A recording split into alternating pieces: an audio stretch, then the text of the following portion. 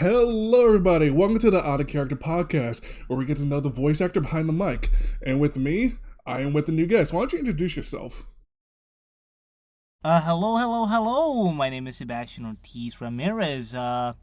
You might know me for doing impressions, comic dubs. I used to do fan dubs too.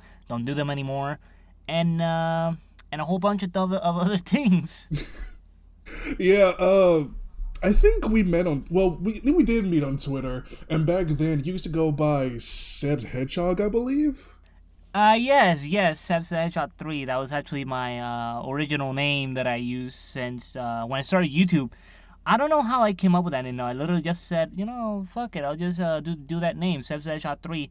I actually changed it to Soggy Waffles Entertainment one time, but that name did not last long. I literally was like, I don't like it, Chief. So I just went back to Sebastian 3 until 2022. I was like, I'll just use my original name. Let's just do that. And since then, I'm like, yeah.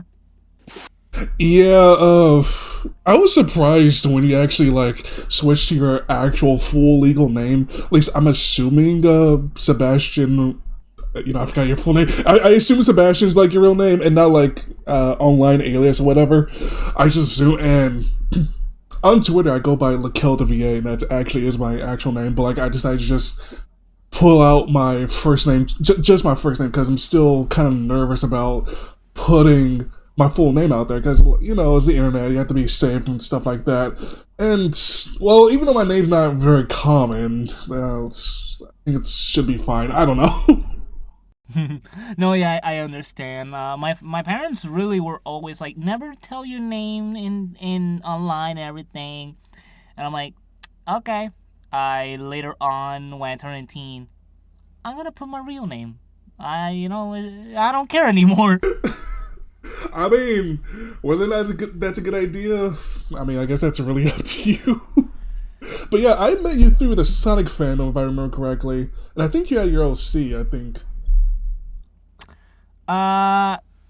I used to have an OC in 2019. He was like a cat, but then I retired him because I'm like, I don't really want to have OCs anymore. But a friend of mine basically did a version of me that looks just animated, and I'm like, you know what? I'm actually gonna use that from now on. I don't think I've actually seen that, but honestly, it's something that a friend actually did, for shit and giggles for a pizza tower mod that he did. I'm like, thank you. Okay. But anyway, let's begin with the first question. What first got you into voice acting? Well, you see, when I was a kid, but even as a kid, I actually loved doing impressions. I loved mimicking people. I saw something on TV, I tried to mimic it as much as I could. And when I was a kid, I really was always fascinated by the fact that I could always identify when a voice actor got changed. Really? There was actually this series called, let me see if I remember correctly. It's about a kid that whenever he eats carrot soup, he actually basically can have any wish that he wants. And in that series, there was a bully who had two voice actors. And I could tell when it was one guy and when it was the other guy. So I was like, oh my god, that's pretty cool. And then basically, as time went on, I really got interested in impressions. And my very first impression, funny enough, was Goofy. Specifically the Will Ryan version of Goofy. He only did Goofy for I think he did it for 2 things or 3. I don't remember quite well. I know that he did it for DTV Valentine, Down and Out with Donald Duck, and Totally Mini. And it was this little line that he said as Goofy and Down and Out and Donald Duck that really got me into it. Like doing Goofy. It's like, you believe that all night, you buy me all day. Oh, yeah. Oh, sure. Look at me. I have absolutely no bowling points. Cooking you up in a chain. Okay, that's actually really good. You're making me jealous. Thank you. Because I've always wanted to do impressions, and in the longest time, I always thought impressions and voice acting kind of go hand in hand. And sometimes they do, but oftentimes they don't.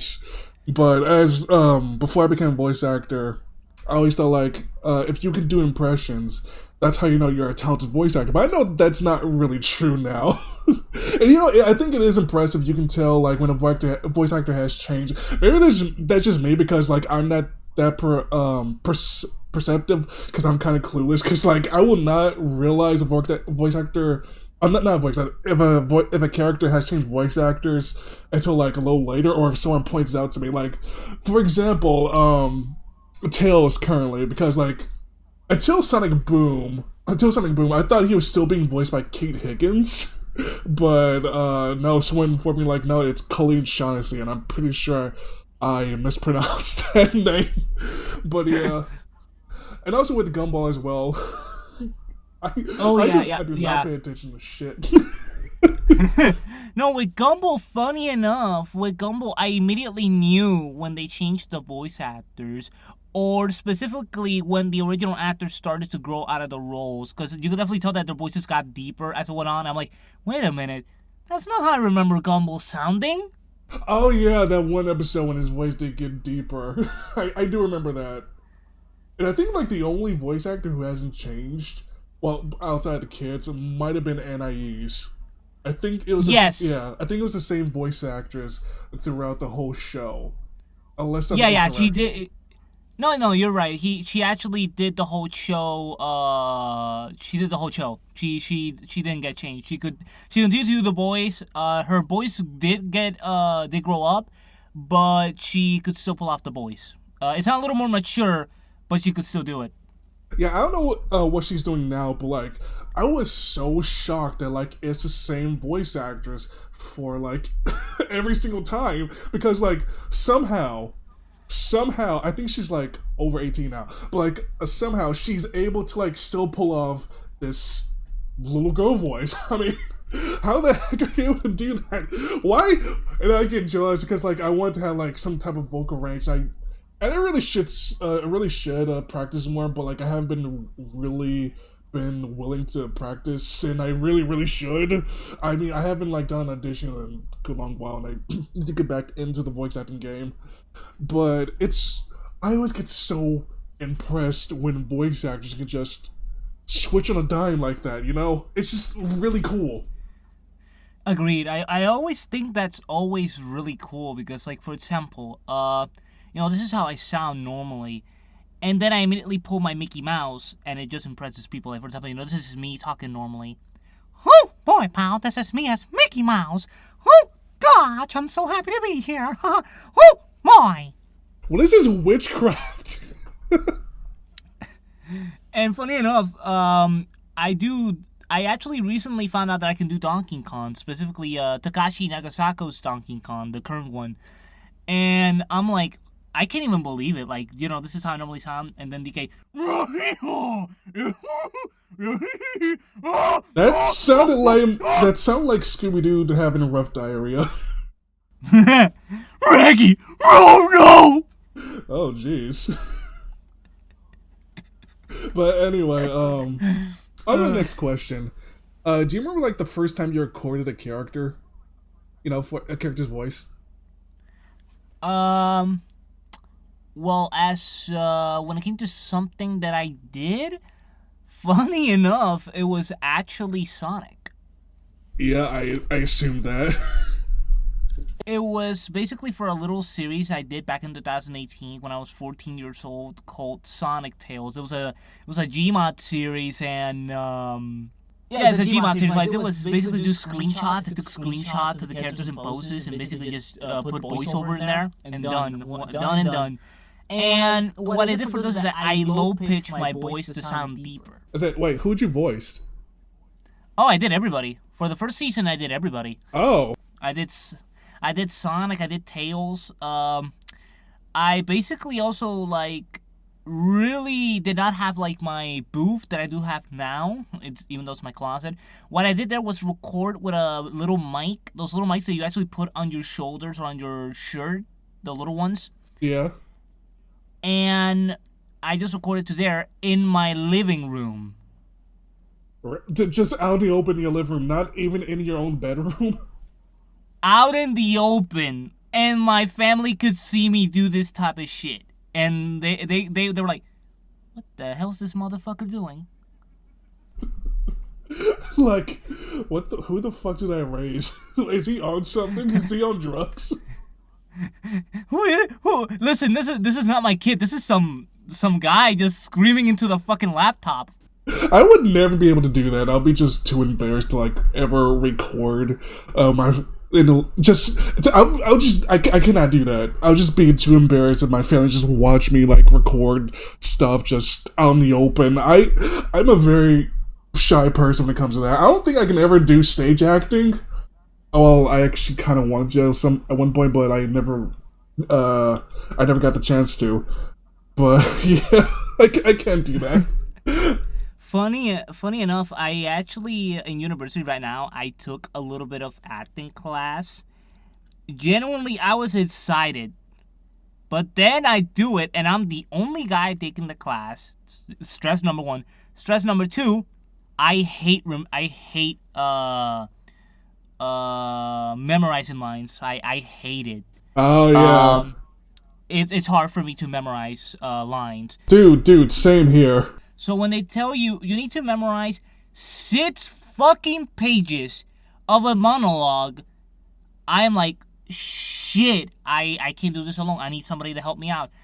And then basically that same teacher, even though she's, I think she's nice, she broke my ego. Like, genuinely, I was like, what the fuck am I doing with my life? What the hell am I doing? I literally was to the point that whenever I took the class, I wound up having an anxiety attack. Oof.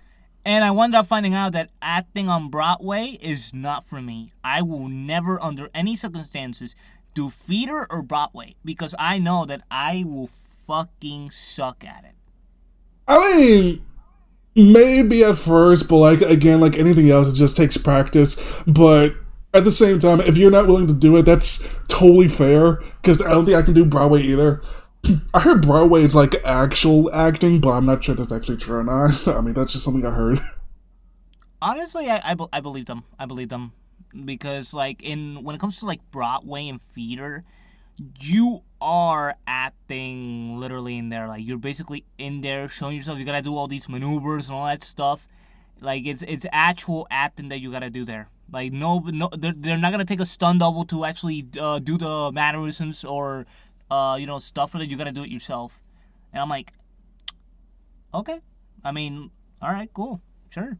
I mean, yeah, that's the part. I mean, I heard all that stuff, but like that's the part that also confusing me because like, aren't like movie stars actual acting? Because like they still have to like do their own movements, say the actual line, like express the emotion that's hands them on script. I don't know. Maybe it's just me because like I was just a bit confused on that. I know like in Broadway you don't have like actual stunt doubles. You had to actually have to do like your actual thing or like backup actors or whatever, or whatever they're called.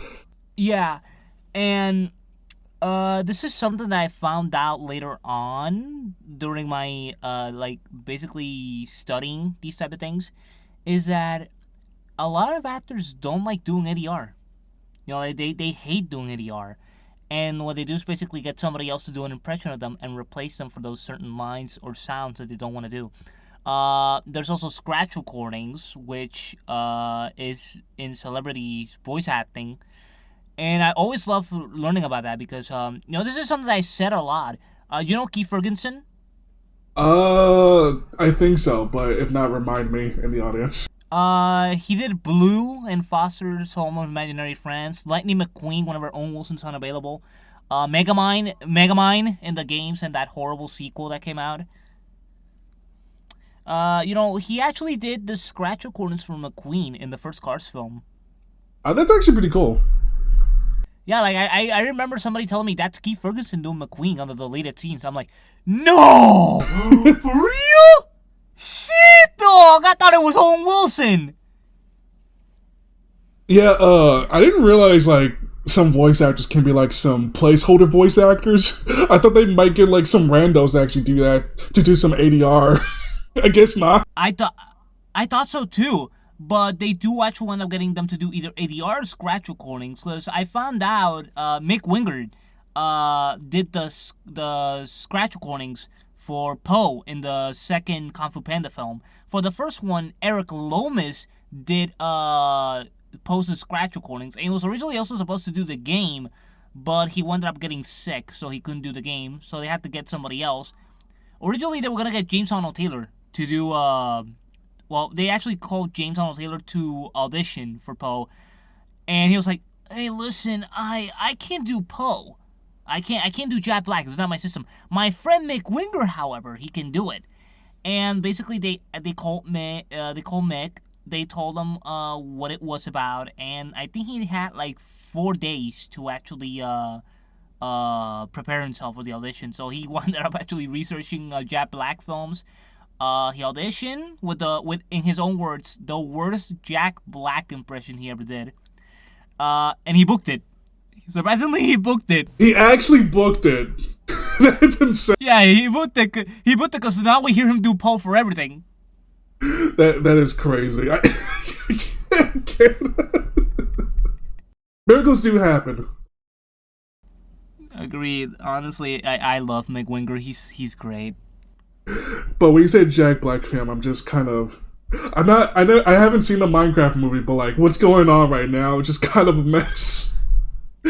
I and Steve, Flint and Spear, the Nether, Chicken Jockey. I really want to see that movie because I know it's gonna be like a fun type of bad, but I will never see it in theaters because I know what's going on TikTok. It just Storm actually a live chicken, by the way, in a theater. Like, who the fuck does that? Right, I did see that. I was like, who the fuck brings a live chicken into the theater? I think the chicken was like, get me out of here! Like a live chicken and confetti cannons. Like, what the fuck?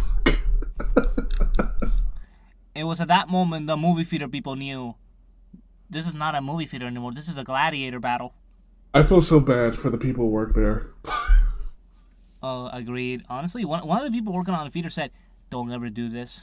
My next question is, was there a specific show, game, or voice actor that inspired you? Well, you kind of already did kind of answer that, so I guess we can. Well, actually, the person that really inspired me, surprisingly, it was not, Will Ryan's Goofy. It was actually, it's a little hard because there's a lot of people that I love, and they really inspire me.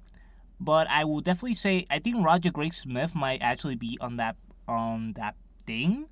But I also say Brett Iwan, the current voice of Mickey Mouse, also inspired me to basically pursue voice acting. Okay, because like I had like several. Well, I'm not gonna say several, but like two other Sonic fans that brought up two Sonic VAs that inspired them. Like, okay. When I heard Roger, I was like, oh, of course. I don't know if you're still in the Sonic fan or anything like that, but like I was like, oh. When I heard Roger's name, I know Roger's in other stuff. He's in other games, but like we hear Roger now, you just think of Sonic. So that's just kind of how it is. His natural voice even sounds like Sonic. Hey, it's me, Sonic. I can never do Roger. Nor would I want to do Roger's voice. He's honestly really fun to do. Like, I normally don't do Sonic anymore because I think my impressions suck. So I do them as jokes. Like, for example, my Roger, I literally just go, hey, it's me, Sonic. Welcome to Sonic Freeriders. Here we go. Leave it to me. Here we go. Ha ha, yeah. Woohoo! For our next question, how did you land your first ever role? Whether it's like for an original project or for a fan project? For fan projects, funny enough, there's a friend of mine who does SFM animation with cartoon characters, and I basically remember convincing him to actually add voice acting to his videos, and I was like, listen man, I can do Mickey for you, don't worry about it. And he's like, I'll think about it. Then basically one day on January of 2019, he calls me, texts me, he's like, hey, listen, I need you to do one line for Mickey for a video that I'm doing. And I'm like, okay. He sends me the line, I do it, I give it to him, and I'm like, okay, alright, I'll actually do it, I'll let you know. He sends me, I think like a couple days later, he sends me the video, and I'm like, oh my god, it's me, man, it's me, it's me! And then basically, we started working on a project called Cartoon Battles, where basically, originally it was supposed to basically be Cuphead, Mickey, Oswald, Muckman, and Bendy fighting on a tournament. That honestly never wound up going anywhere. We basically tried to do it a lot of times, but it never worked out, unfortunately. I was doing Mickey for that while also helping with the script. And then the actor that does Bendy, oh yeah, and Felix was there too. He helped us write a script, and he basically kind of changes to like these people are uniting to fight against somebody, and What the fuck that is was it? basically I'm sorry. What the fuck is this? This is Kingdom Hearts. This is like levels of weird. it. Honestly, it was just the thing went through a lot of changes. Like first it was a battle, then they were like, oh, let's unite for season 2. We'll have them fight in a tournament. And after that, we were like, let's make it a comic. That never happened. I'm like, fuck it, it's canceled. I'm done. How old were you at the time? Uh, 15. Okay, yeah. If all you guys were minors, like, of course, it was never gonna get done. I was saying this in the last episode, like, to never trust minors with projects because they would never ever get done. That's just how it is. Oh yeah, that is so true. That is so true. I actually remember there was actually a project that where they actually casted me as Doctor Octopus. Uh, it was a continuation of the Spectacular Spider-Man season 3. They wanted to do a continuation of Spectacular Spider-Man, and what happened was that when we were like getting cast and everything, basically the director, who was a kid, basically was like, a lot of things happened, and then basically we're like, yeah, no, this is not gonna go out, so we just left. I'm gonna get. We just left. I'm gonna guess like there was like some type of drama that happened. No, not really a drama, but more the fact that basically for what we were looking, this was not gonna happen. Like genuinely, this was just a kid trying to do things that he couldn't do. Oh wait, hold on. I was a part of that project. That's right.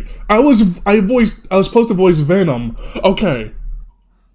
Oh really? Yeah, because I remember you were there, and I think Daniel was there too. Yeah, Daniel. Woody Daffy. Yeah, Daffy Wood, whatever his name was. Who else? Who else? Because I remember, okay, I legit forgot about this, and I'm sure the voice actor who I still talk to, I'm still friends with, by the way, the director who made this, he probably won't like the fact we're mentioning this, but like we are talking about our experiences, and well, sorry my guy, but as you remember, as that project went to, that never happened. I'm sorry. No, it really didn't happen, and we were literally like, what the fuck's even going on here anymore? Like, literally, and there was a couple times where basically, like, if I remember correctly, he wound up actually, like, going, like, I don't want to do this anymore, etc., etc. Like, I don't remember what it was, but I know that it came to a point where we literally just got tired. We're like, listen, we're just gonna leave. Like, this is gonna go anywhere. And we just left.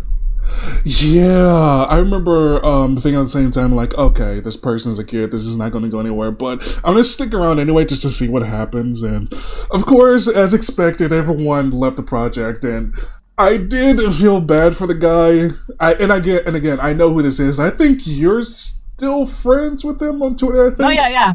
Yeah, I'm still friends with him. I talked to him a couple times. Honestly, he's a really nice guy. Like, he's genuinely a really nice guy. But he was basically doing a project that he was basically doing a project that unfortunately he just really couldn't do without getting a lot of help from people who have done a lot of this stuff. But honestly, I genuinely have talked with him a couple times. He's actually also voicing a couple videos of mine. But I genuinely think he's a good kid. Generally, I think he's a good kid. Good kid, but like he has a smart ass mouth. I'm just saying. Wait. Now I'm genuinely asking, what do you mean by that? I'm just saying he's kind of a smart ass. If you ever like actually talk to him in Discord calls. I think I actually talked to him once. I don't remember, but yeah, that was a project that I was like, oh wow. But when it came to original projects, however, oh man, this is a story that I love telling. So basically, in April of 2022, one of the people I work with, Dan the Toon Man, texted me through Twitter to basically audition for a web series that he was working on called Lightning Bug. Yeah. And basically, he's like, "Listen, man, I know that you're a voice actor, and you love cartoons like I do. So you want to audition for this web series that I'm working on?" I'm like, "Oh shit, sure, man, let's go!" And I auditioned for 3 characters. I auditioned for the protagonist, the main antagonist, and the helper of the main antagonist. And I audition. I send the auditions, and then I think like a couple days later I ask him, "Hey, my dude, who do I get?" And he's like, "You actually get the henchman. You get the henchman." I'm like, "Yeah," and I really like the voice you did for the main protagonist. And I'm gonna keep you in mind in case I can find anybody else. They found somebody else. So like that project's finished, right? No, it's still being worked on. It's still being worked on. But I did finish my recordings. Okay, I mean, at least that. Hopefully, that person is an adult who knows what they're doing. No. Don't worry. They're genuinely working on the project. I know. I seen it. Don't worry about it. It's all good. It's in good hands. I trust those guys with my life. Okay, good. And basically, he's like, if I can find anybody else for the main protagonist, you're gonna do them. I'm like, all right, cool. He found somebody else for the guy. And I'm like, no, Becky, this shit happens all the time. So, like, I'm not gonna go like, it was me. I had to do it, not the bastard. So basically, they send me the script. I read it. I love the fuck out of it, and I record my my lines. And it was done. That's the pilot, by the way. I record the pilot, and I'm like, I'm done. All right, cool. Let me know when the other episodes are up. September 2022 comes around, and I get a text message by Dan, and he's like, "Listen, I don't know how to say this, but we had to fire the actor of the main protagonist because he didn't do he basically did a couple of fucked up things." You don't have to say if you don't want to, like if you don't want to like give out that information. But if you are comfortable like spreading out that information, I'm comfortable. Because if I remember correctly, I think the guy's in jail, so I don't give a shit. Oh. Okay. I'm gonna guess like he was a pedophile. Either a groomer or a pedophile. I don't know. I don't remember which one of them was, but I think he was a groomer. God. Of course. Yeah, and they basically fired his ass, and a whole drama happened. Only one person in the project was involved, and basically they had very good reasons for it to be involved. I feel very bad for them, but they're like, nah, fuck that guy. We cooked, and and then Dan asked me, "Do you want to do the voice of the main protagonist?" Like, I generally had you in mind for him until basically I casted this other guy, but now that he's gone, you want to do it? I'm like, man, you don't have to ask me twice. I'll do it. Like, give me that shit. I eat it. Well, but at least you got the role. I mean, even though the other guy was a sick individual. Yeah, I got the role, and I basically re-recorded the entire dialogue. And then after that, funny enough, I actually I was like, listen, I don't like the way I sounded. Let's re-record it again. I think I can actually nail the voice now. I cooked, and I did that. I basically recorded the dialogue, and I'm like, I like this a lot. And they're currently working on it, and I'm really excited to see it come out. And it's generally been one of the best things I ever worked on because the director and the crew there are just so very nice. They're great people. Like, generally, I always have fun talking with them. A lot of them actually become lifelong real best friends. Like, generally, the main antagonist of the show, he's actually my best friend. Bruh. Yeah, like we generally joke around like, wow, the main antagonist and the protagonist, they're friends. Oh my god. I love that. It's kind of wholesome, to be honest. Agree. Like genuinely, all of 2023 was just us talking in a Discord call. I consider that genuinely one of my favorite times. I always have fun. Sounds like you have like an awesome friend group there. That's really cool. Yeah, it's really cool. It's really cool, and also generally with the stuff that I work in, my videos. I love working with the people there. I generally also have the pleasure of talking with people that I generally like. Remember as a kid growing up with them, like, oh, I want to work with you someday. That day comes. Ow. That actually like hurt my ears, but you're good. Oh, I'm sorry. I'm sorry. You're good. Generally, it's been one hell of a ride. It's been one hell of a ride. I genuinely really excited to see the finished product. Yeah, you have to like show me when it's actually done. I'm actually kind of curious to see what this show is about. They actually, thanks, man. They actually released a trailer. They actually released a trailer like I think either a year or a couple years ago. Because the things that the project has been delayed because we unfortunately we're gonna finish it this day that day comes, and we unfortunately have not finished it yet, so we're gonna delay it. But it's gone through a couple delays. So what's the name of this project? Lightning Bug. Okay, you did say that lightning bug. I just had to remind myself. Yeah, and funny enough, like the main character is called Lightning Bug. And the trailer come out so I can do the voice. Hey fellas, it's me, Lightning Bug. You're all palsy wowsy. Just remember, don't go into my house because, well, I don't think you want to go there. Yeah, I'm gonna have to check out the trailer if I can find it on YouTube. But it sounds interesting.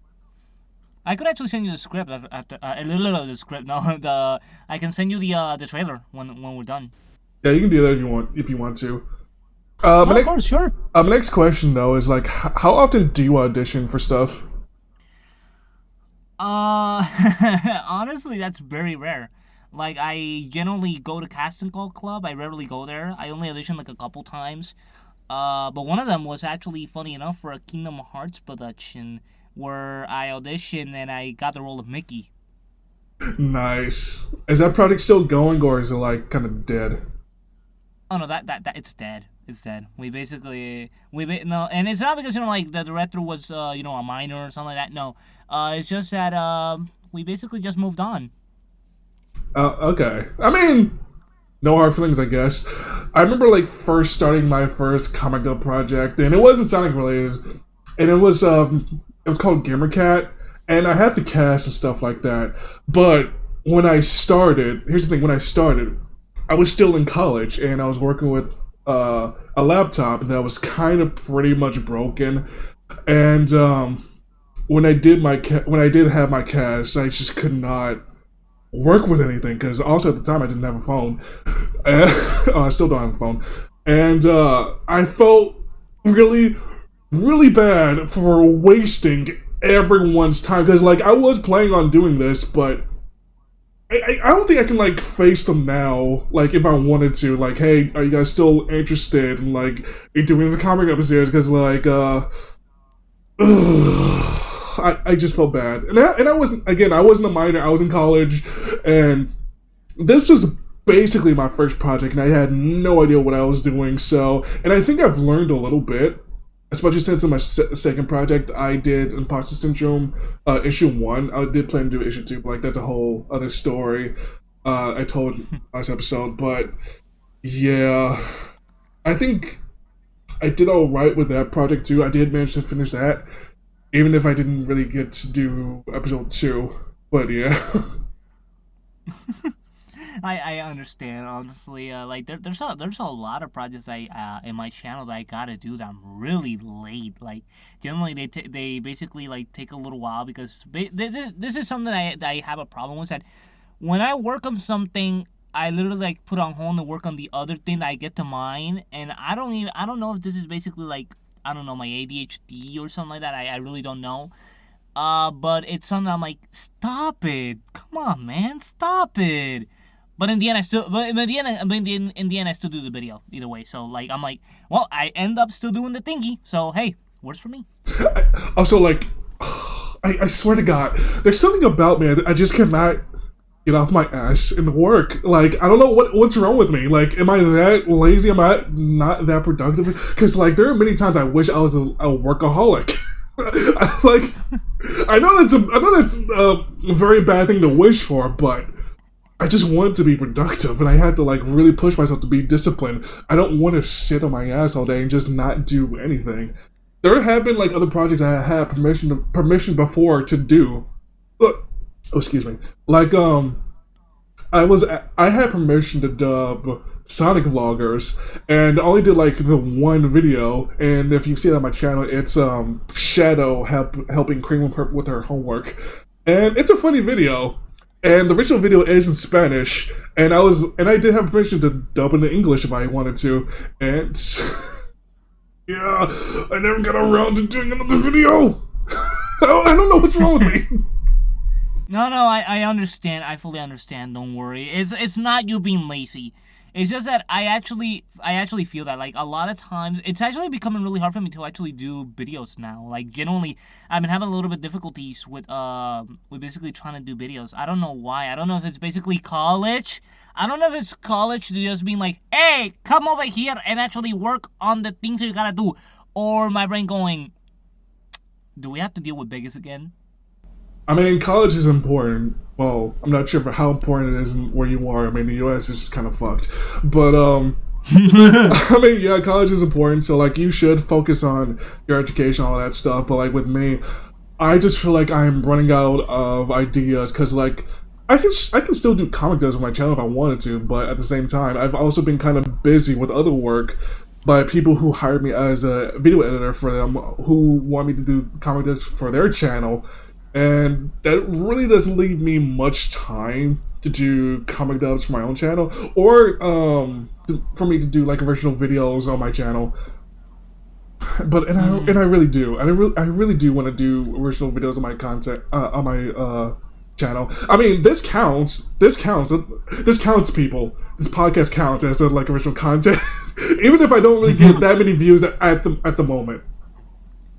No, yeah, honestly, no, this counts. I also started working on original stuff more because I genuinely want to like get away from doing like fan stuff, and it's not bad because I still do it because I love it. But I also want to do like original stuff too. And there's this little series this little comic dub that I actually put out that's original. Starting a OC that I created based on the Steamboat Willie version of Mickey Mouse called Archie the Mouse. And I actually did a little comic with him called Botsin Rad, which was drawn by Super Mario Fan Studios, who's a really good friend and a really great voice actor. In there, it's basically Archie and the Steamboat version of Pete, basically on a boxing ring about to fight a cat. And basically, Pete's just going. I don't have a name for him yet. We call him Big Pete or Pedro. And he's like, listen, Archie, I think that guy's about to whoop your ass, so I highly recommend you actually know what you're doing. And then you have Archie going, no, don't worry, Pete. No, I got this in the bag. I'm gonna give him a steamboat knockout. And basically, when he says "and," it cuts to Archie in the hospital, fully bandaged, without except his eyes. Even his hat is bandaged, and you just see Pedro there looking at him like, oh, you really had it in the bag, huh? And this is a reference to Sonic Shorts Volume 4. You know, the short where Shadow breaks Sonic's arms, he's in the hospital, and you hear him... Oh! Yeah, so basically we did the same bid, and because I thought it would be really funny, and we just had a blast doing it. Like, genuinely, I love doing that. I actually did voice Pedro for that. Big Pete, I did that. Archie was voiced by a friend of mine called Jordan Wilson. He did a video of Mickey, of doing a voice of Mickey. I'm like, that's how I want Archie to sound. That's my goat.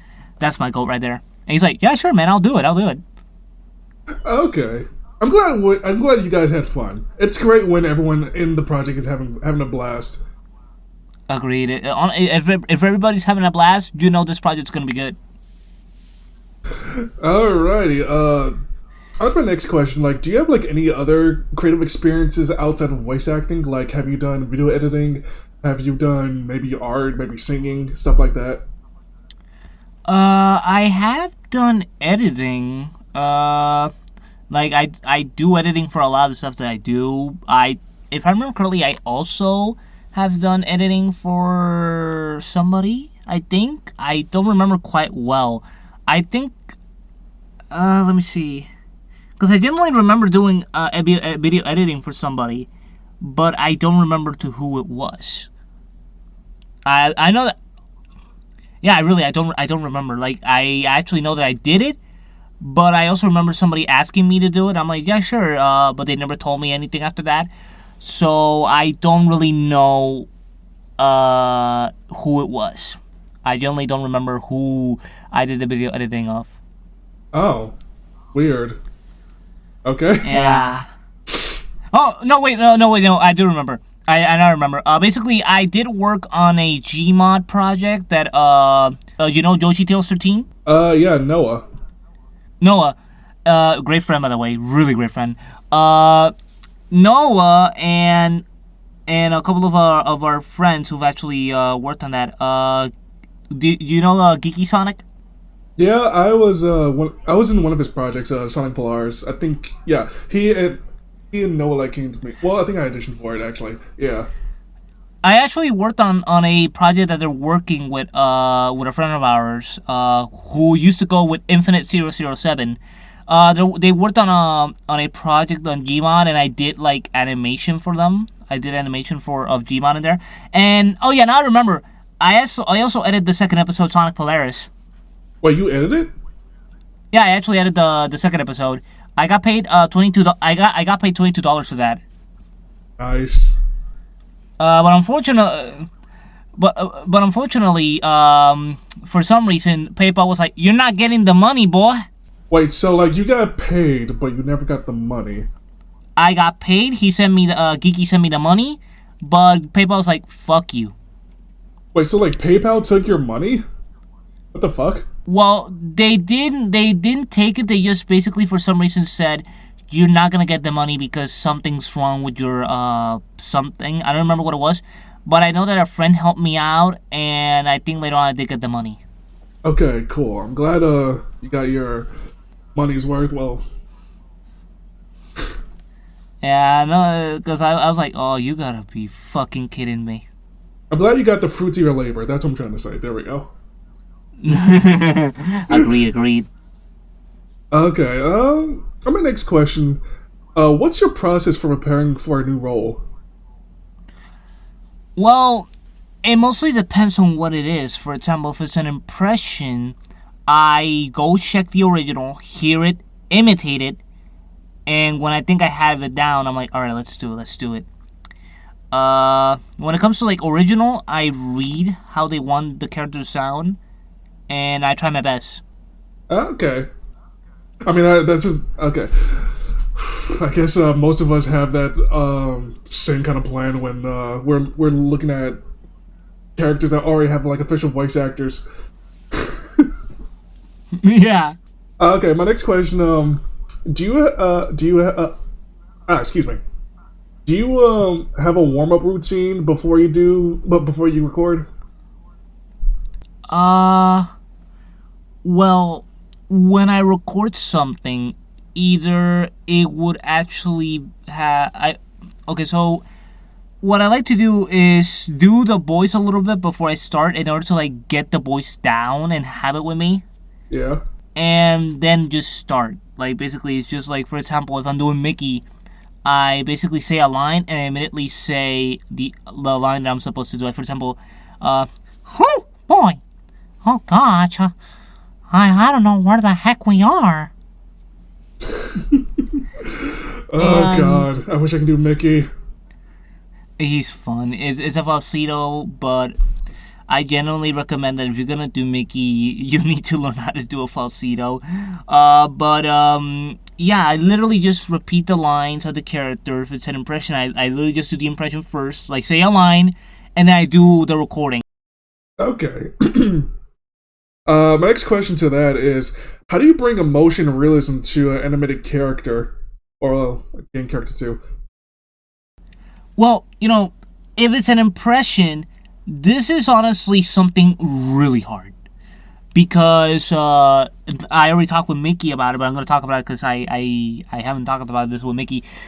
When I started doing Mickey, I genuinely could not do emotions with him.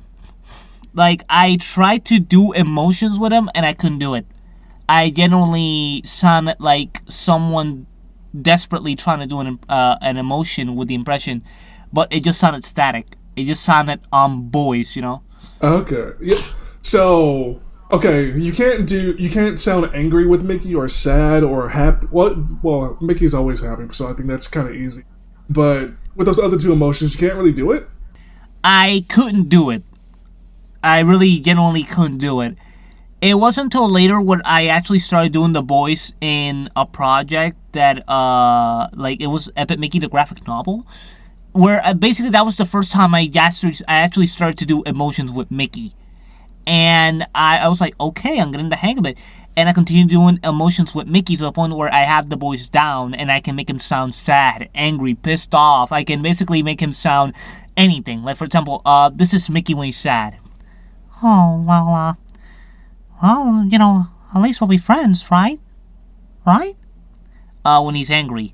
Oh, that does it, pal. I'm done here.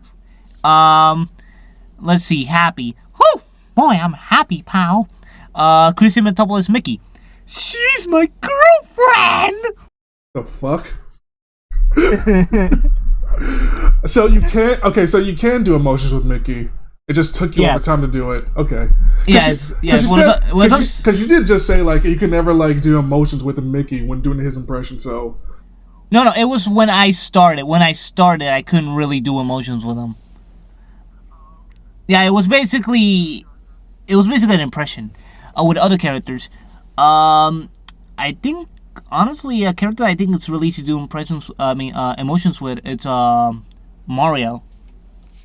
Like Mario generally is a character I think it's pretty easy to do emotions. Like, you know, for example, when he's happy, yeah, woohoo! I mean, yeah, like Mickey, he's like pretty much always happy. Yeah, like, but there's also, you know, like those little times where he's angry or sad, like, oh, mama, or when he's angry. Goofy's one I actually do have a little bit of difficulty. Like, Goofy's generally a character that, you know, like, he's always happy. Oh, George. But, I've been noticing that when I try to do Goofy serious, I don't think it sounds good. Like, for example, like, have you seen? Hey! Like, have you seen like that one video from ProZD where Goofy was like very serious and he told Mickey to take the shot, like that type of thing? No. For example, in a Goofy movie, when basically Matt tells Goofy to go left, and you see Goofy just being pissed off to the whole party, even when they're arguing. Like, when it comes to, like, for example, like, I know that! I just wanted to be a part of it!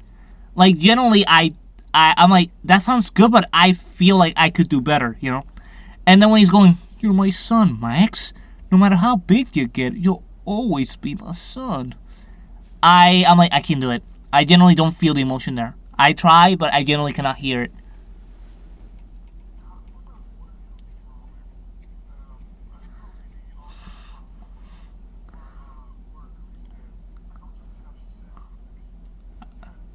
Oh yeah! I remember that! Holy shit. I think it's time to talk about the birds on the bees, Maxie. I don't know, Dad. I just don't think you're really the type of person to talk about this. I know I may look stupid or something like that, but I have my internal troubles. Listen, Maxie, your dad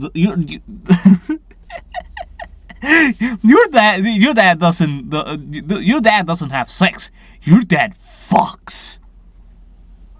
I also remember the later part. Listen, I had basically there was a condom in my ding dong and it fell down and hit me in the head.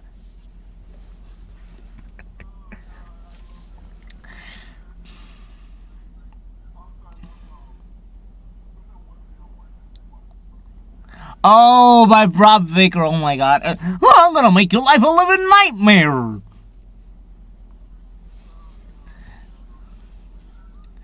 No, I remember. I remember that they're really fun. They're genuinely really fun.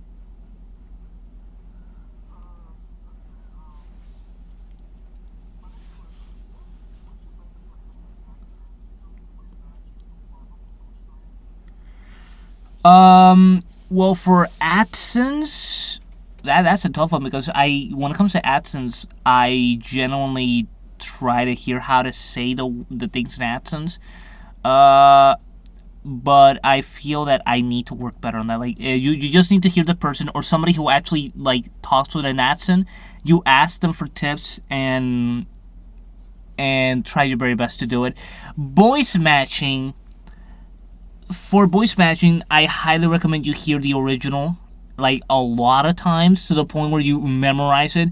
If it's for example an impression, then and if you're good at it, like you've basically like done it a couple times and all that stuff, you have it in the bag. But I highly recommend you still actually like check it and just like analyze it. Because with Mickey, I go with Mickey again. With Mickey, I analyze the way Brett Iwan does his like he does his performance, and he tones down the voice whenever Mickey's having a serious moment or when he's sad. He basically tones it down. He doesn't sound like oh, I'm so happy and sad. No, he goes, oh gosh, well, Aqua's gone, Aqua's missing, Ventus is asleep, and Terra, oh, Terra.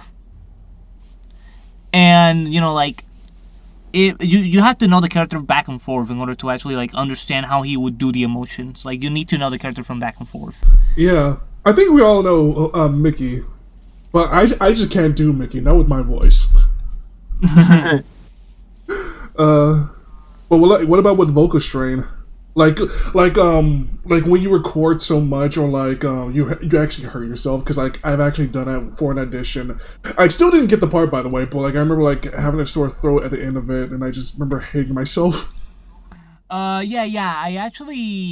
I do remember actually for Lightning Bug. I remember actually screaming a lot to the point where I basically like had to take like I was like my voice is gone, man. Like, my voice is gone because I'm like I can scream a lot. I can do it. I can take it.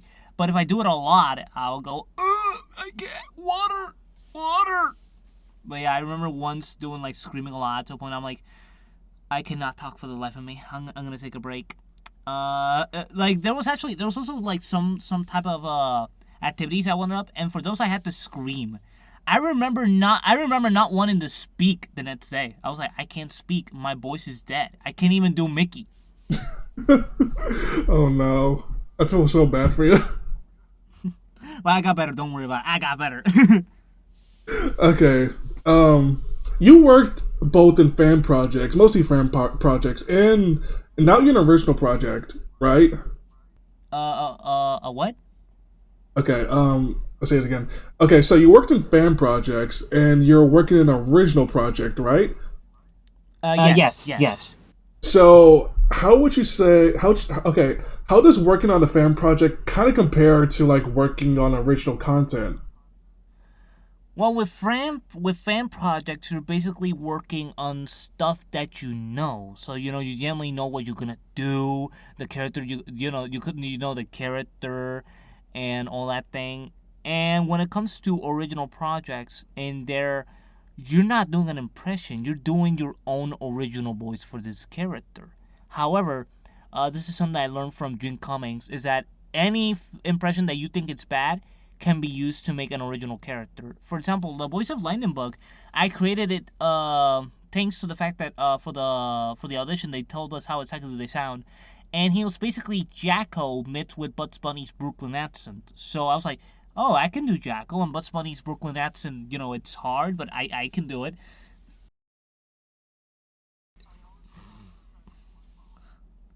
No.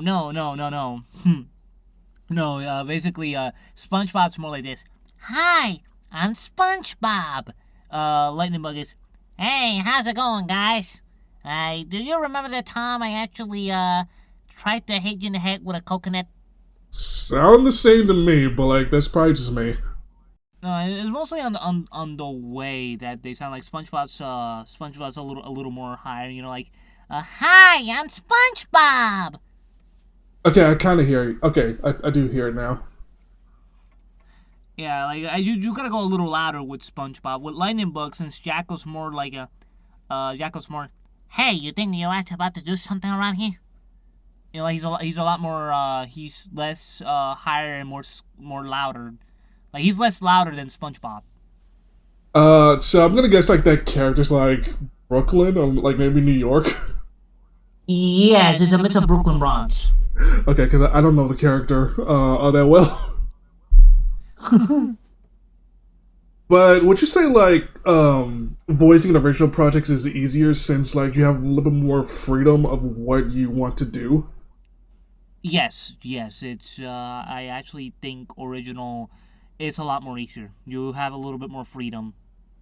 Yeah, I would say the same too because like with fan projects, they always try to look for someone who can do an impression or pretty much sound like the original voice actor because they know they can't really like ask the original voice actor like, hey, do you want to like be my project? Unless like I don't know, maybe via Emmy, yeah, like a bunch of money, you know. Yeah. But yeah, I mean, I kind of get that. But with fan projects, you have a little bit more freedom to like a little bit be yourself and like use your original, well, your actual voice when you want to. Yeah, and you also have the director helping you out. Like you talk with the director on how you want to do this line, how he wants it, and you both go in there and go, okay, so you know, like you want to do this, okay. I can't do it. I can do it like this. Can we change it? Like basically, you have more freedom on how to actually do the character because you also have the director helping you with it. Yeah. What's been your favorite role both in fan made projects and original? That's easy. You know, for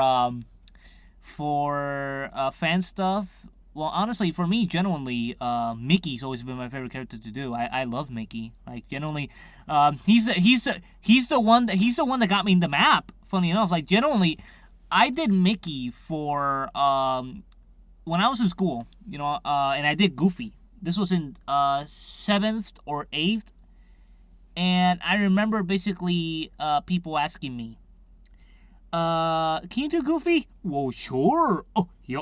And oh my god, it sounds great. Can you do Mickey? That was the first time anybody ever asked me to do Mickey, and I did not know if I could do it. I was like, oh crap. Sure. Let me see. I do the voice to them. I go, hey, it's me, Mickey Mouse. And they're like, oh my god, it's so cool. I'm like, oh shit, I can do Mickey. I'm gonna use that.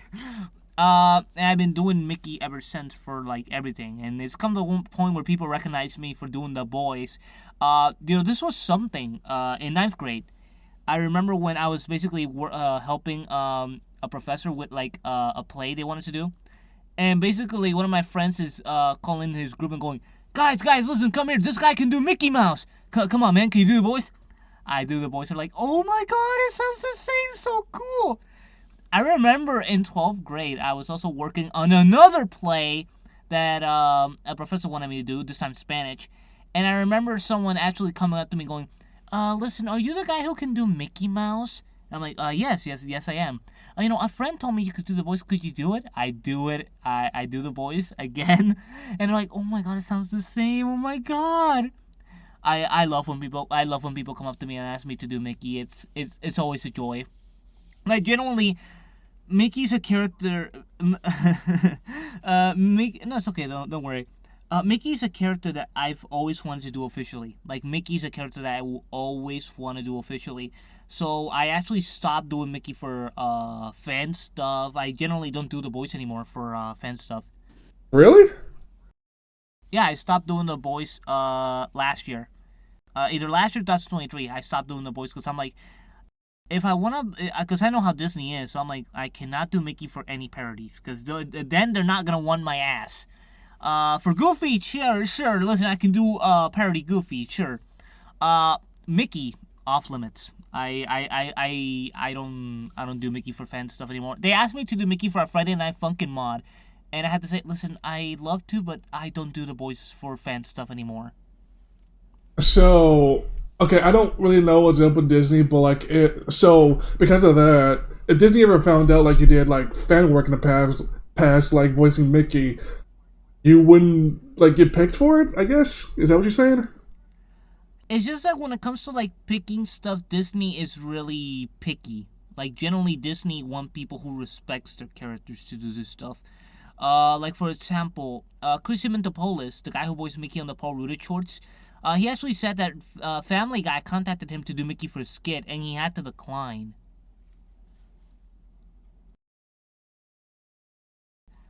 Yeah, he basically had to decline because of Disney. They're like, "Don't you dare! No, no, you don't." And also because Chris was like, "Listen, I love Mickey to do that." Well, I guess because well, I guess Disney owns Family Guy now, so I guess he can do it now. I guess I don't know. I honestly don't know either. But yeah, like I stopped doing Mickey for fan stuff. But it's always a joy when people come up to you and they ask you, I want you to do this this iconic voice that you're known for, and for me it's always a joy to do it because I love attention. Like genuinely I love attention. I like making people happy. It's always fun for me. Have Okay, I know you voiced Mickey. I know you voiced Goofy, but like I could have sworn you also voiced Bugs Bunny a few times, right? Yeah, yes, I actually do bugs. Hold on. Man, what's up, Doc? Yeah, I thought so. Okay, I wasn't sure if I was crazy or not because I remember like you did like a comment though on Twitter, and where Bugs Bunny was like wearing like the Organization 13 cloak. Oh yeah. Funny enough, the person we were talking about. I remember I did that video, and then like one day later, I go check, and he's also done the same video, and he quote mine. Yeah, and I actually kind of tease him about this day, like, hey, dude, where's the door to darkness? Oh, well, let me see if I can do it. I was drinking water right now. Which of you maroons know the dog to darkness? No, I think the line was, which one of you maroons want to know the door to darkness? Or I think something like that. I don't remember. I don't remember. No, like I don't remember it quite well, but but I have seen the cutscene a couple times, so like I'm like, oh, I gotta do this. I love that cutscene from Kingdom Hearts. It's also like this kind of proves that Looney Tunes need their own Kingdom Hearts game. I'm just saying that would be pretty freaking awesome. No, they would be. It would be really good. It would be really good. I would play the shit out of that. Listen, if they can make a remake of Looney Tunes Acme Arsenal and make it good, I'm game, man. I'm game. All right. Next question: how do you handle scripts with minimal direction or context? Ooh, that's a good one because I'm actually working on a project where basically like for the last episode I did, they basically sent me scratch recordings, no direction, scratch recordings, and they're like mimic this as much as you can, and I'm like okay, and I've done this before. Like generally I sometimes send scratch recordings, sorry, or like voice clips of a character to actors, and I told them mimic it as much as you can. And I saw this and I'm like, okay, I got no direction. I just need to sound as close as this. Okay. And I did that. I genuinely did that. And then I'm like, this is not that hard. But I also like to ask the director with like how exactly you want this to sound, how did I do this, etc. Like it's better to ask a director, even if they're not gonna like even if they're not gonna tell you like the direction, just like how do you want it? Like because if you don't tell me how I want it, how the fuck am I gonna do this? Yeah, I agree. Because like it's always best to ask the director. Because like I've gotten like scripts of like a line, and there's like no real direction. Like how do you want me to do this? Like do they want me to sound angry? Do they want me to sound scared? Do they want me to sound happy? Like I don't know. Like it's kind of odd. So that's why you always ask the director like, hey, how do you want me to do this? It's always better to ask. It doesn't hurt anyone.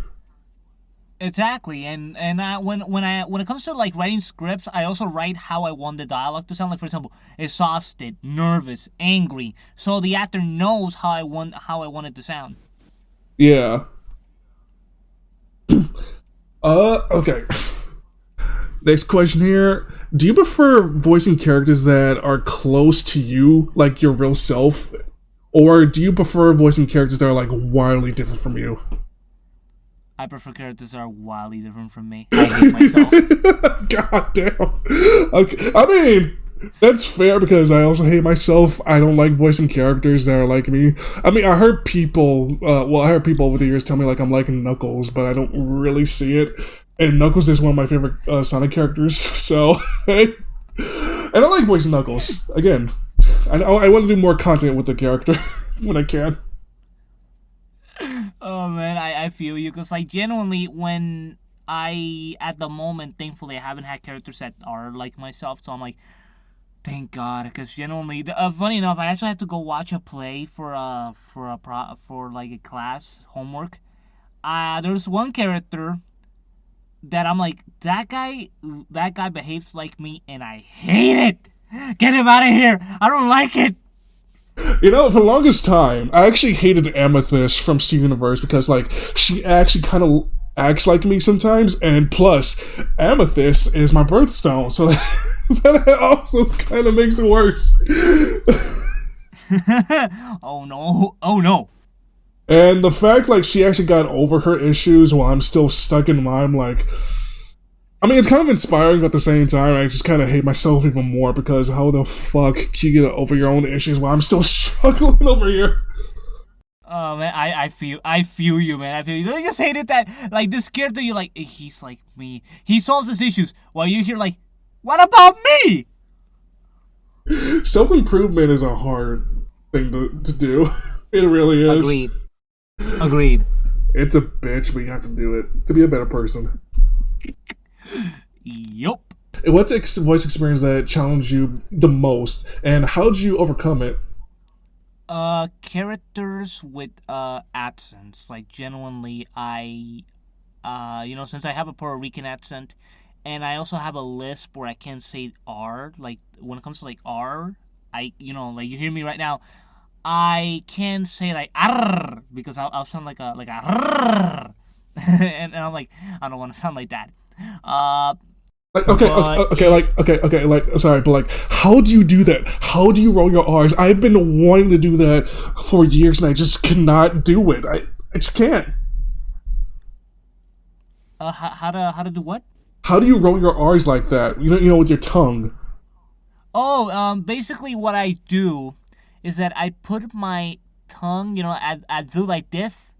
Like if I was talking like Daffy Duck, except instead of the S being with the lisp, it's everything. And I go arrrr, like if I'm doing arrrr, like like when someone goes and does arrrr.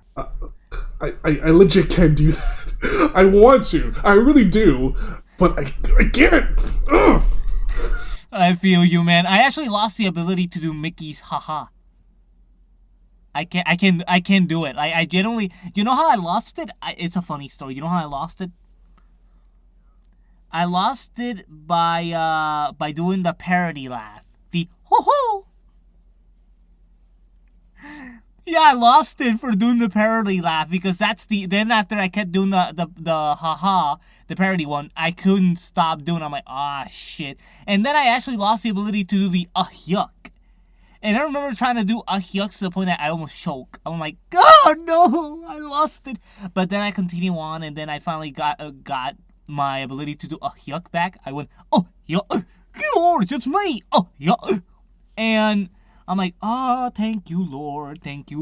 But then, Mickey, no, I'm sorry, man. You're gonna have to do something else. Oh.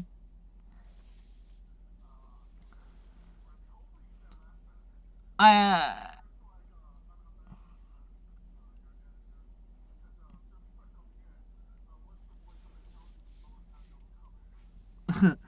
uh, shoot. Let me see. Uh, a role that's challenged me. Well, with Lightning, whenever he has to do impressions, like basically Lightning is a character that likes to do impressions of old celebrities. And I'm a guy from the 2000s. I was not born in the 40s and 30s, so I don't know how these guys sound. And there was one time where I did an impression of like a character, celebrity. Uh, Remember the guy that has the glasses and he has the little mustache? I think Groucho. Groucho. Uh, Lightning does an impression of Groucho. For something, and for the life of me, I couldn't do it. Like, I genuinely had difficulties doing it, and I'm like, okay, show me how to do the impression. Like, show me how to do it. They show me. I'm like, okay, and then I'm like, okay, let's do it. I do it, and thank Lord, I cooked. There was also one time where I couldn't say a word.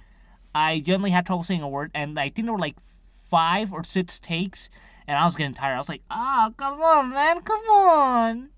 And then basically, like, I think it was the 10th take that we do it, and I'm like, oh, finally, I'm done. I never want to say this line ever again. Oh god. Okay, I've made so I said this like last episode, but like I made someone like, kind of go through that, and it was, if you look at my channel, like I have voiced Silver for me in a comic dub, and we're in my server, and we're kind of over the lines over and over again until like he actually like got it right, and like hey, even though his mic was shit, people actually enjoyed his performance, and people actually asked him like, hey, do you want to like be in my project? Do you want to be in this? You know, stuff like that. And the mic he was using was his phone. That's all he had at the moment. But I still gave him a chance because I wanted to be nice. No, yeah, it's always good to give people a chance. Like, if they have a good performance, by all means, go for it, and you love the voice. If the mic quality's crap, I can understand if you don't want to choose them. But I like to give people a lot of chances. Well, I think he came to me, like, asking, like, hey, I see you're looking for a civil voice actor, can I, like voice civil for you? Like, why not?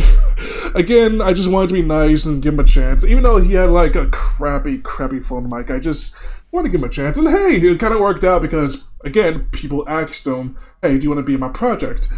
He actually kind of, like, had some fans a little bit. That's my goal. That's my goal right there. But yeah, I'm happy for the dude.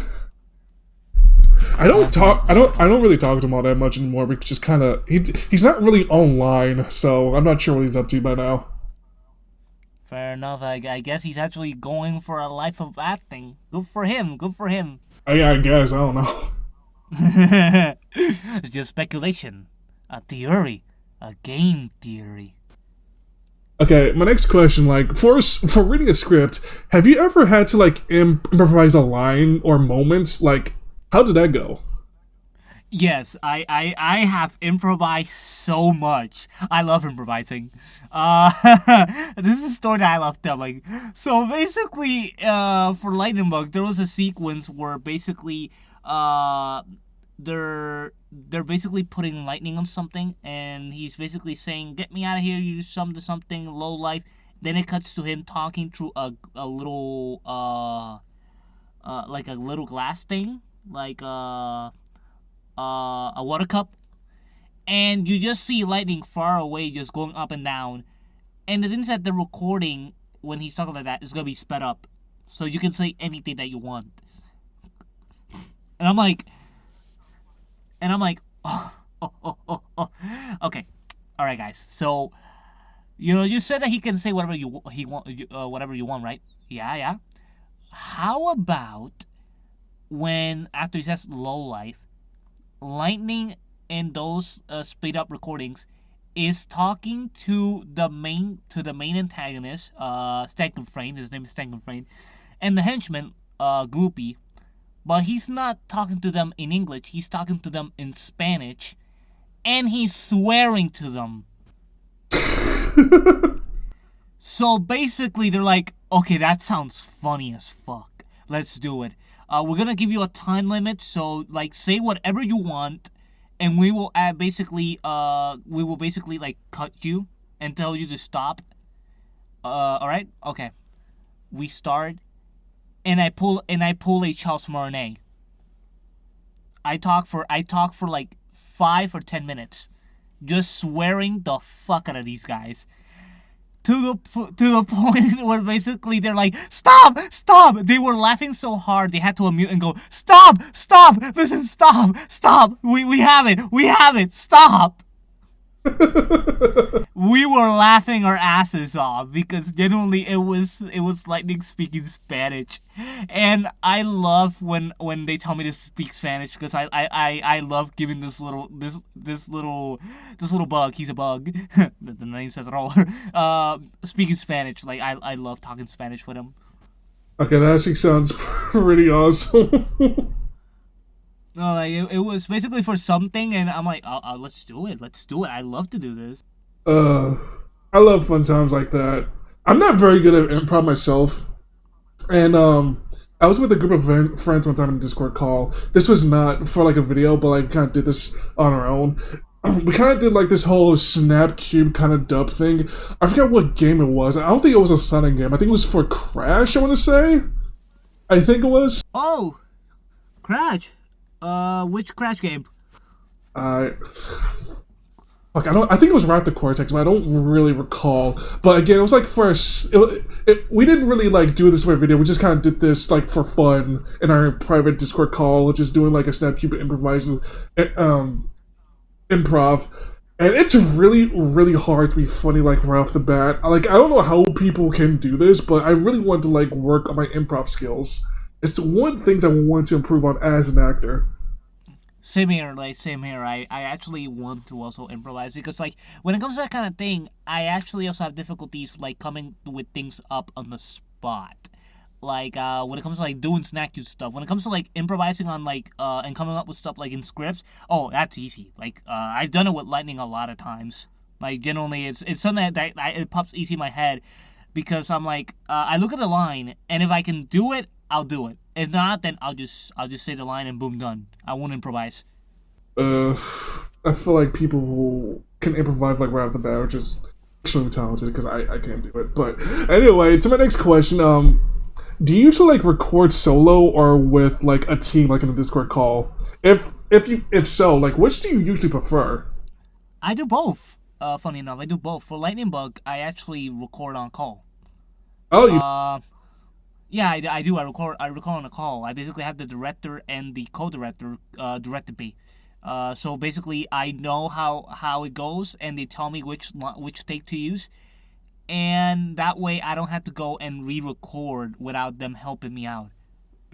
Sorry, but for the most part, I do record alone for my other stuff.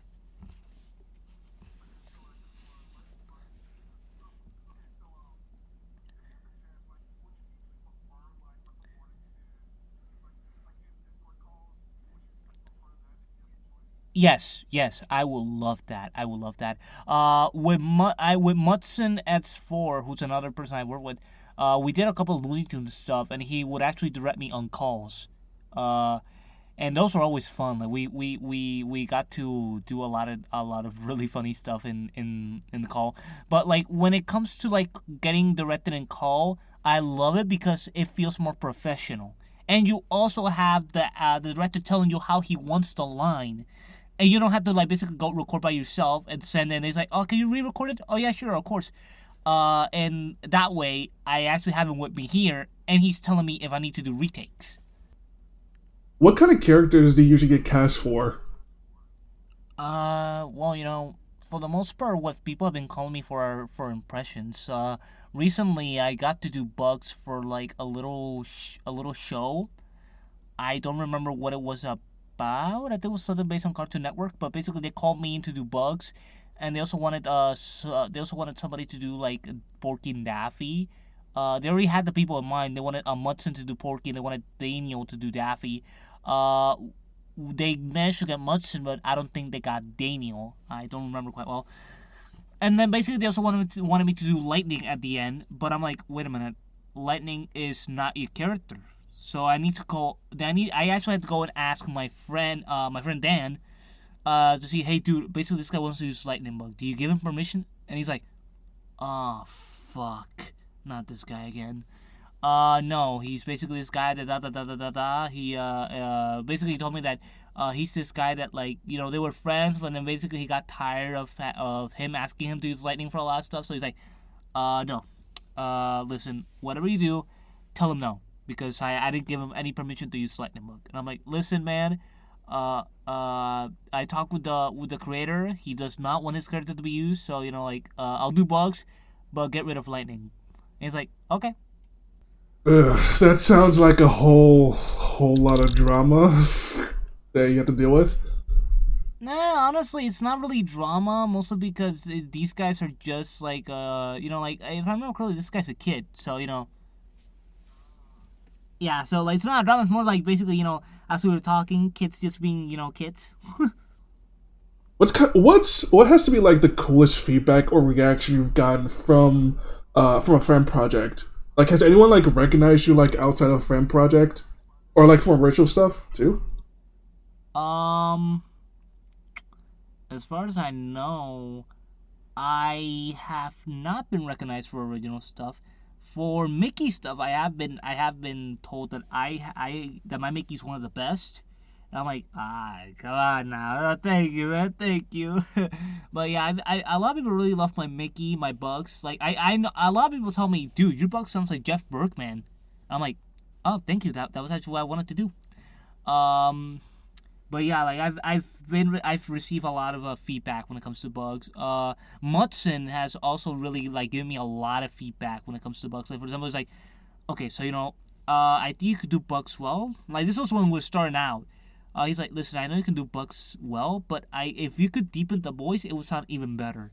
And that's what I've been doing. I basically deepened my voice for bugs, and it's sounded a lot better. I get to sound more like Jeff Berkman.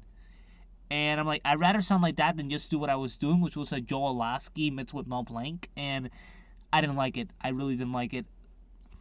Because generally I'm like, it just sounds like Lightning Bug. I don't want that. So I wound up changing the voice, and I wound up just sounding like Jeff Berkman now, and I prefer it much better. And it sounds different than my normal voice, so thank God.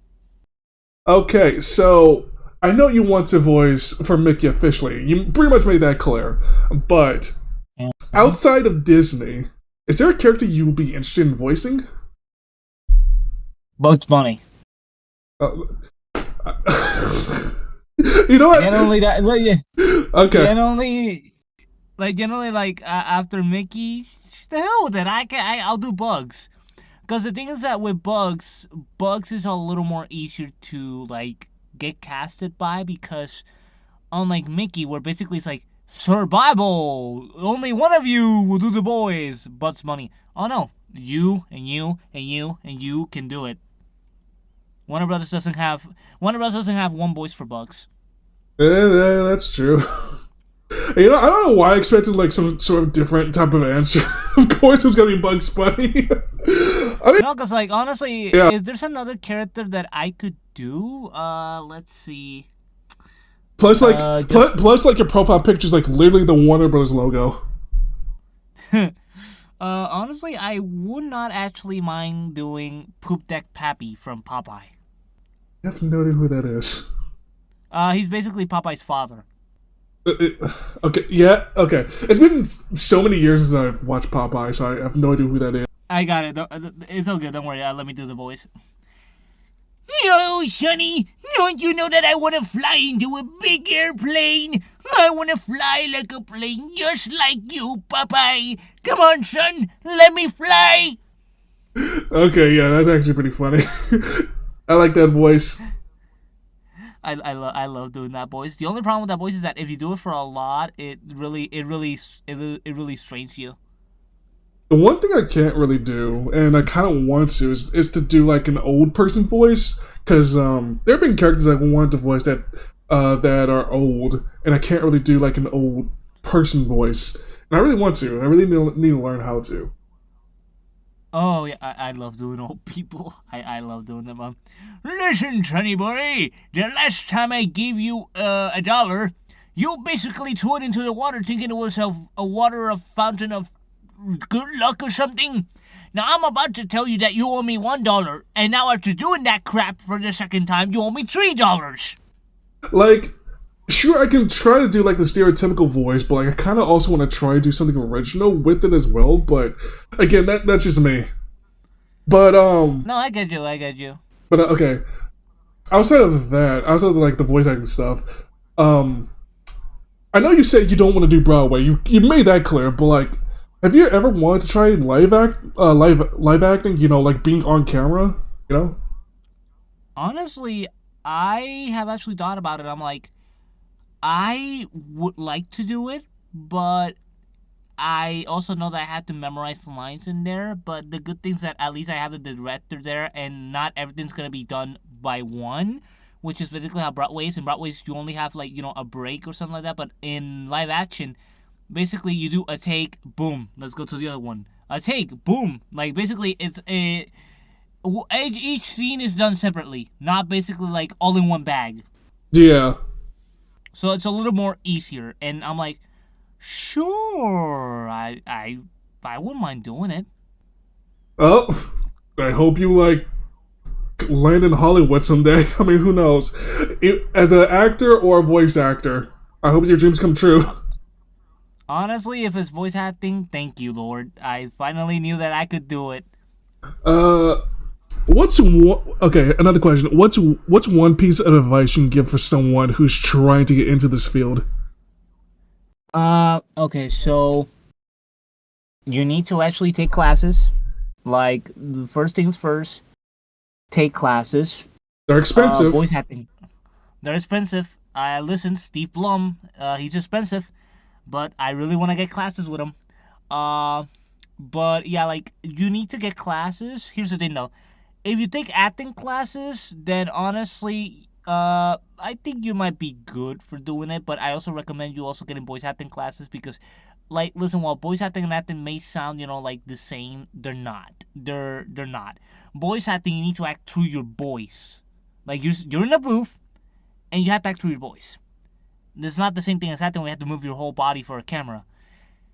Because like we've seen when companies or like industries hire like actors to actually voice act who have never like voice acted before. Like, who's that one actor who was in the recent Mortal Kombat game, Mortal Kombat 1? She was voicing the Megan Fox. Yeah, Megan Fox. Like, she's a good actor. Like, she's a fine actor. Her voice acting is just shit. And I think they had to get Christina V to do like all the fighting lines. I mean, not like actual dialogue, but like actually like getting hit, like doing the grunts, stuff like that. Yeah. No, yeah, I remember that. I was like, why would you do that? She sounds like ass. Why would you do that? Like, I'm like, okay, I don't know if it was the fault of the director or fault of Megan for not giving a shit. But like, holy crap, what the hell happened here? Like, I just hear Megan go, "This is how we do. This is what we always have to do." And I'm like, girl, are you really acting or are you just talking to the mic? I know, right? I mean, that's what it seems like. She's trying to sound serious, like the character is serious, and she's trying to like bring that out, but it just does not work. Like, this is something that I love telling people. Compare her to John Cena as Peacemaker, and you'll hear a difference. Oh yeah, John Cena. She's also in Mortal Kombat. That's right. I forgot about that. I know people also don't like Ronda Rousey as Sonya in the last Mortal Kombat game, but I honestly thought like she was fine.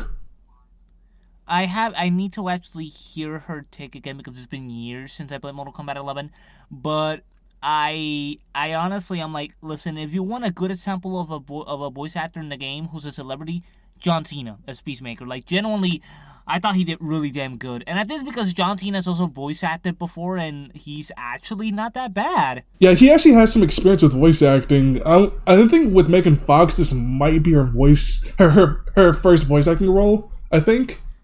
I can't really be too sure.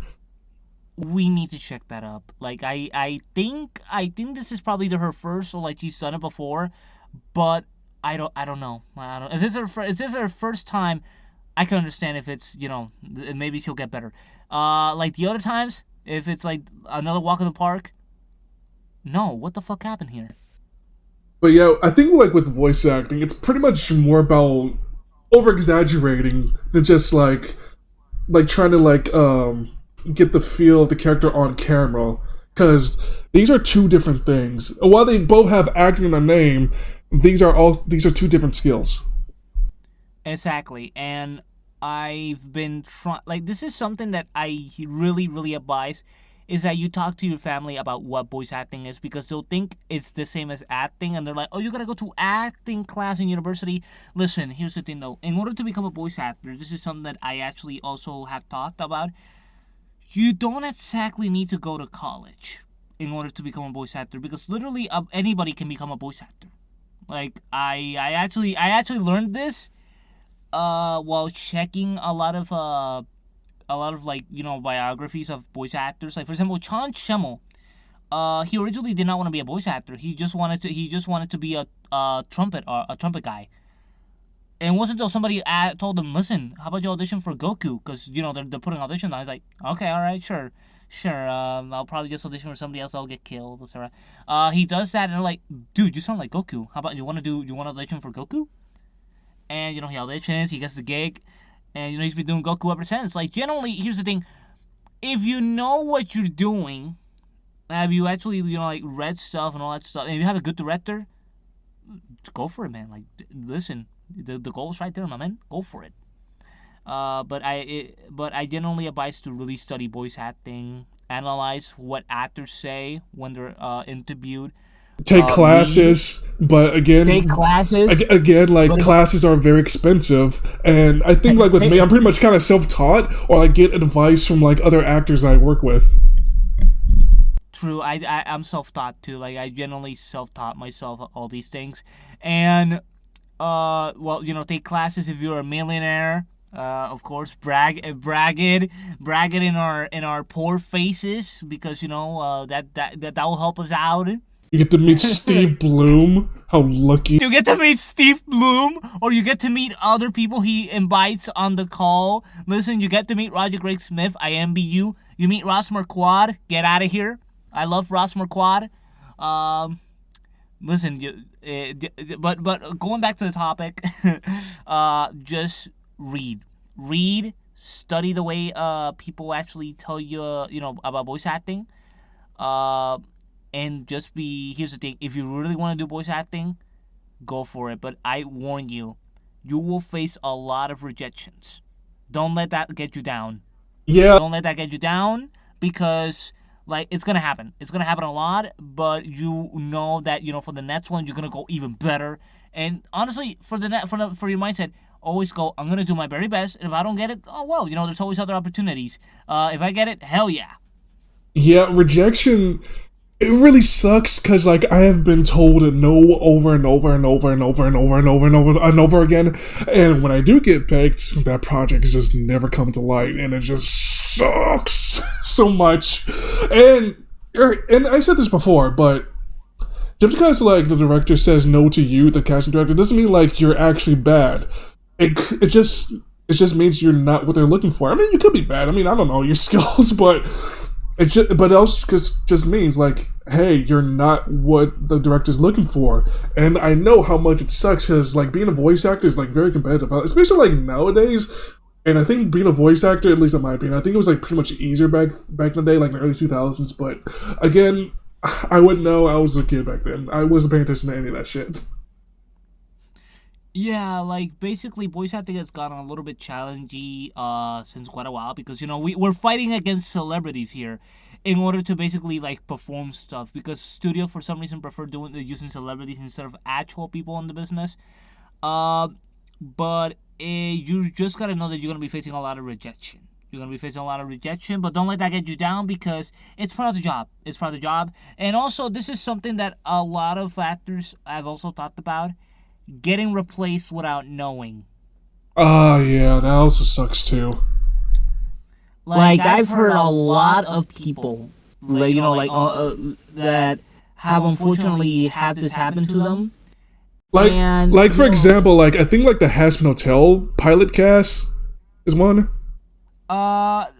I don't know that one. I really don't know. I do know that for when the series got picked up, they wanted to use celebrities. I think everybody knew that.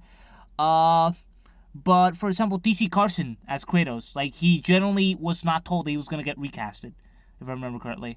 Like basically, he asked, and they were like, "Oh no, we need somebody that is actually 6 foot to play Kratos." But they didn't exactly tell him until he called. Oh, well, that's shitty. Yeah, but he's like, listen, I have no ill will toward them or with Christopher Judge because it's something that happens to us, to us, and I'm like, honestly, I understand his point because that happens in the business a lot. Like you get recasting, you don't even know about it. Yeah, again, like I said with Hazbin Hotel, with the pilot cast, like, because, like, they were replaced, and I'm not sure if they were ever planned to be, like, in the actual TV show, but I remember, like, there was drama about it on Twitter, because, of course, there was, it's fucking Twitter. Yeah. But I don't know if any of the actors had, any ill will towards that at the time. I really don't know, but I know, like, the fandom and the voice acting community in general had like a problem with it, but it's just kind of what happens, especially with pilots. Voice actors in pilots get replaced all the time. It's just kind of what happens. No, yeah, yeah. Basically, they it can happen both ways. Like you do the pilot, and you get the role, great, great, great, great. Then basically you do the pilot, and then you get recasted. It basically means that the art direction change, the character change, and like your voice just doesn't fit the character anymore, and it's understandable. You're not gonna go like, oh man, that should have been me, man. I mean, I like Blake Roman as Angel Dust because I think like his New York Brooklyn accent kind of fits better with the character than Michael Kovacs. Because I like Michael Kovac, I think he's a fine voice actor, but I think Blake Roman did a better job bringing out the character. Yeah. Again, I'm not sure if you ever watched Hes Motel or Hello Boss. I'm just kind of babbling here. I only seen a few clips of it. I did hear the song "Poison" from Hasbin Hotel. I don't know. That was Blake, right? Yeah. Then honestly, I've heard this before. His singing voice, holy crap, he's great. Yeah, he's really good because like before Hasbin, he was just doing Broadway, I think. I did remember that. Oh yeah, the voice actress that did Mirabel from Encanto is Charlie. Oh yeah, that's right. No, she's not. No, like, not Charlie. Vaggie. She's Vaggie. Oh wait, really? Yeah, Vaggie, the girl with the X over her eye. Oh, yeah. Oh my god, I thought it was Charlie. My god. No, Charlie's the one with the red suit and the clown motif. No, yeah, I know. But I was like, dang it, I thought it was actually Charlie. Oh well. But I'm actually surprised that she's actually doing a lot more voice acting recently. And I'm happy about it because she's really great. Like she's really great. Because besides Encanto and besides Hazbin Hotel, she was also in DuckTales. I remember. Oh, the DuckTales reboot had a lot of celebrities. But the celebrities that actually fit. David Tennant as Scrooge McDuck. Thank you for it, man. Thank you. Like it's good. It's really good. Like an actual Scottish man doing Scrooge McDuck.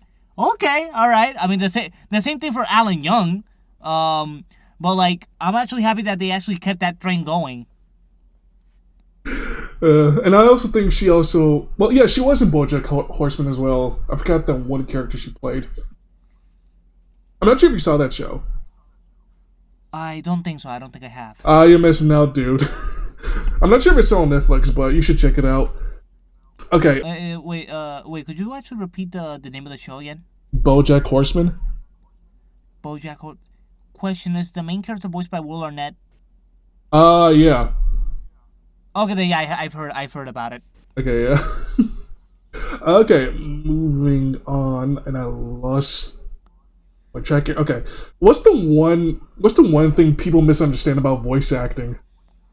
About being a voice actor? That is easy.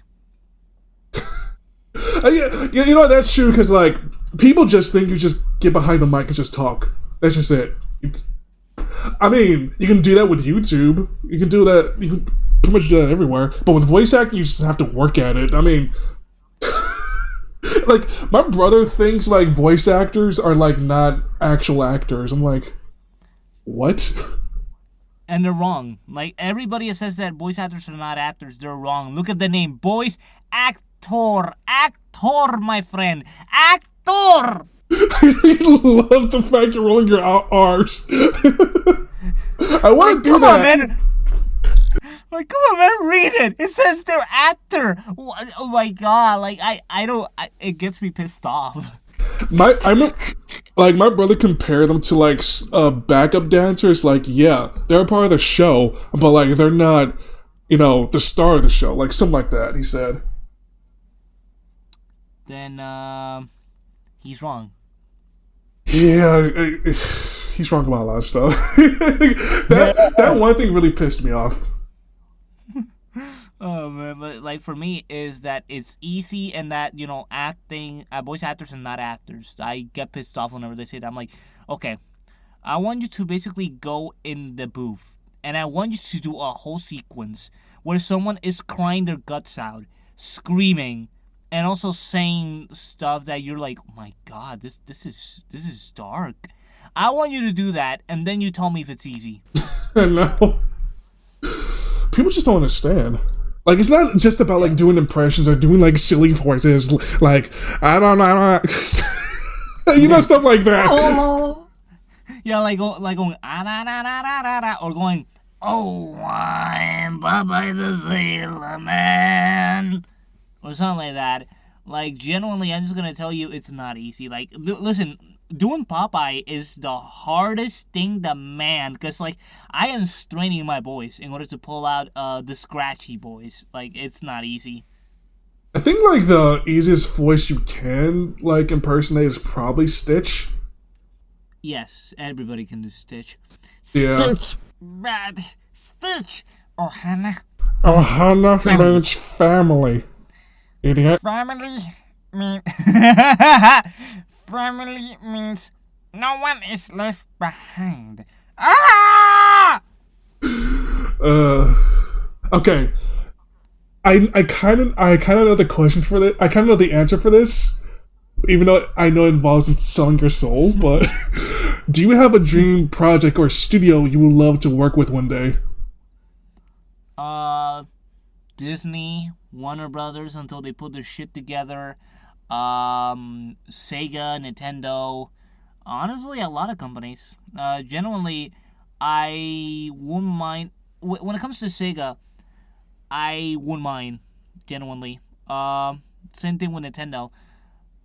Okay, with Disney, you have to sell your soul for that. But then again, they're using AI and stuff like that, so that's kind of an issue. Yep. But here's the thing, though. Like, the thing about AI, unfortunately, is that people think it can be used to replace people. No. No.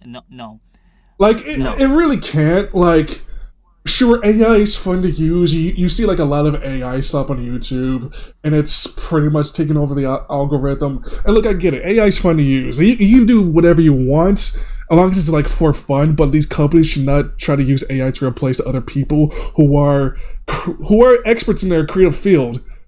And it's just a headache. Yeah.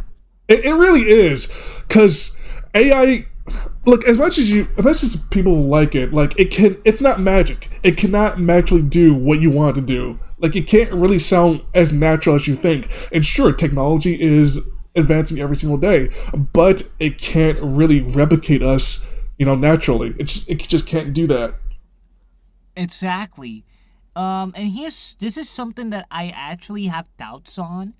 When it comes to like those live shows where basically they have an actor behind the mic, and like for some of the meeting Mario and Luigi stuff where they had Charles Martinet like do Mario and Luigi for those things, I always wonder if they actually use AI for those whenever Charles basically wasn't there. Oh wait, hold on. You talking about like what the? I'm sorry. What was it again? Okay, so the talking Mario things where they have Mario and Luigi speak through Oh,